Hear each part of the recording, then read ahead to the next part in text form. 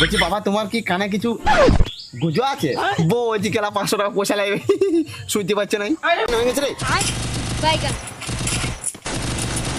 মার মার মার মার।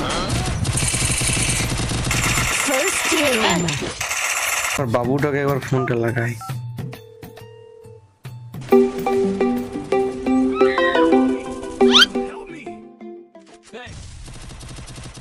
হ্যালো, কি করছো? হ্যাঁ কি করছো গো, কেমন আছো? ভালো আছি, তুমি কি করছো? আমি এই যে বসে আছি, গেম খেলছি। ও ঠিক আছে, পরে করবো কি?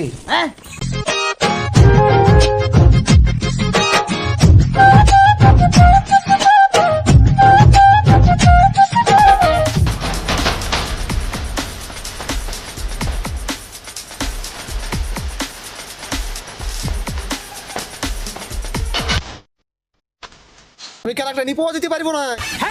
হ্যাঁ লয় হ, আমি সত্যি বলছি দাদা, আমার কাছে ফাটানো নাই পয়সা থাকলে আমি মায়াটাকে নিয়ে ঝুটে ঢুকি, তোমরা আমাদের গ্রাম যাবে, আমি খেলা বসে খাওয়াবো।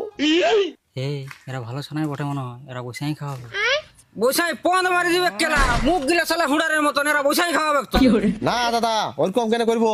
অতিথিকে আমরা সম্মান করি, তোমরা যাবে না আমাদের কাজ। আমি বিরাট দুঃখিত কালকের ঘটনার জন্য। আমি তোমার এখানে কোথাও যাবো না, ও শ্বশুরের বালা সম্পত্তি আমি দান করে দিয়েছি, আমি তোমার সঙ্গে থাকবো। ভুল তুই করিস নাই, ভুল করেছি আমি, তোর মতন একটা অমানুষ জন্মাই, তুই অনেক দেরি করে ফেলেছু। আরে এই সম্পত্তি তোর নামে নাই, কেন কার নামে আছে?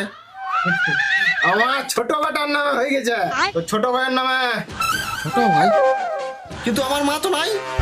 তোর মা কে বলেছে নাই? বলি বলি এটা তোর মা, তোর মা প্রণাম কর।